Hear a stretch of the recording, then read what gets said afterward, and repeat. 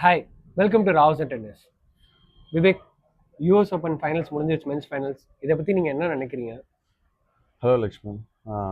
Such an incredible finals actually. Alcaraz winner again. Third time 2025லேயே மூணாவது ஃபைனலாக அவங்க ஆடுறாங்க. ரொம்ப இன்க்ரெடிபிளாக இருந்துச்சு, நம்பவே முடியல. நீ என்ன நினைக்கிற அந்த கேம் மேட்ச் பற்றி? ஃபர்ஸ்ட்லேருந்தே அல்கராஸ் வந்து டாமினேட்டிங்காக விளாண்டாரு, பயங்கர ஓவர் பவர் பண்ணார். நெக்ஸ்ட் பார்த்தீங்கன்னா சின்னருக்கு ப்ரெடிக்ட் பண்ணிட்டார் சின்னரோட கேம் இதான்னு. லைக் விம்பிள்டன் ஃபைனல்ஸ், ஆனால் சின்சினாட்டி ஃபைனல்ஸ், அதுக்கப்புறம் யூஎஸ் ஓப்பன் ஃபைனல்ஸ். இல்லை, மூணுத்துக்கும் வித்தியாசம் ரொம்ப பெருசாக இருக்குது. ஏன்னா நீங்கள் விம்பிள்டனில் பார்த்தீங்கன்னா பியோர் டாமினன்ஸ் சின்னர்லேருந்து வந்துச்சு.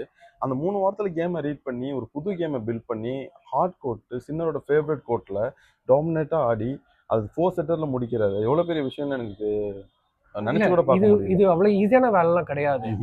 லைக் சின்னரும் ஹீஸ் ஆல்சோ பிளேயிங் ஒரு நல்ல லெவல் ஆஃப் டென்னிஸ். கண்டிப்பா எல்லாத்தையும் டாமினேட் பண்ணி தான் ஜெயிச்சிட்டு இருக்காரு. அல்கராஸும் இந்த சைடு அவர் ஆஃப்ல பண்ணா, ஜோகோவிச் கூட டைரக்ட் செட்ஸ் ஜோகோவிச் எடுத்த வேகத்துல அடுத்து அதே இன்டென்சிட்டியில வந்து இறங்கும் போது அவரோட கான்ஃபிடன்ஸ் எந்த லெவல்ல இருக்கும்? பயங்கர கான்ஃபிடன்ஸ்.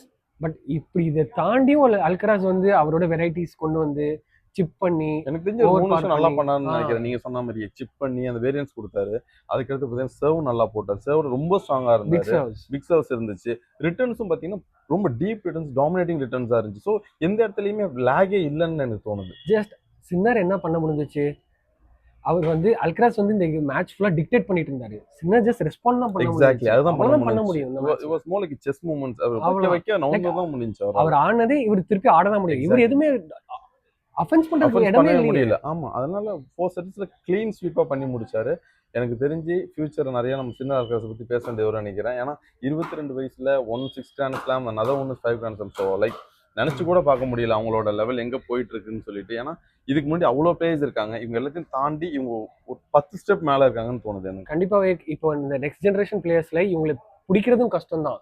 இப்போ யாரோட இந்த மேட்ச் நடந்தாலுமே, என்ன டோர்னமெண்ட் நடந்தாலுமே அல்கராஸ் சின்ன இருக்காங்களா, இவங்க தான் ஃபைனல்ஸ் வர போறாங்கன்னு லைக் ப்ரெடிக்ட் வந்து ஒரு 80% பண்ணிடலாம். நம்ம இந்த 2022 வரைக்கும் 20 வரைக்கும் நம்ம என்ன நினைச்சிட்டு இருந்தோம், நடால், ஜோகோவிச், நடால், ஃபெடரர் அப்படின்னு சொல்லி நம்ம ஒரு சர்க்குலேஷன்ல வந்துட்டு இருந்தோம். அப்ப கூட ஆண்டி மரேவும் வேவரிங்கா கொஞ்சம் சப்போர்ட் பண்ணி கொஞ்சம் சின்ன சின்ன அப்செட்ஸா இருக்கும். இதுல பார்த்து கிளீன் டாமினன்ஸா இருக்கு. ATP 1000லயும் சரி, 500லயும் சரி, கிராண்ட் ஸ்லாம்லயும் சரி, எல்லாத்துலயுமே இவங்க பியூர் டாமினன்ஸா இருக்கு. ஸோ நிறைய டைம் நம்ம சின்ன அல்கராஸை பத்தி பேச வேண்டியது வரும்.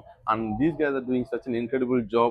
டென்னிஸ்க்கு ஒரு புதிய ரெவல்யூஷன் அண்ட் எவல்யூஷன் சொல்லலாம்.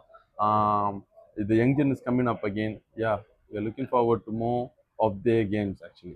ஆமா, like Alcaraz defeated Sinner 6-2, 3-6, 6-1, 6-4. And then அவர் என்னன்னா second US open title, 6 grand slam, and again is world number 1. இன்னும் நிறைய எதிர்பார்க்கலாம் அவர்கிட்ட. Stay tuned for more updates in tennis, Rouse and Tennis. Thank you.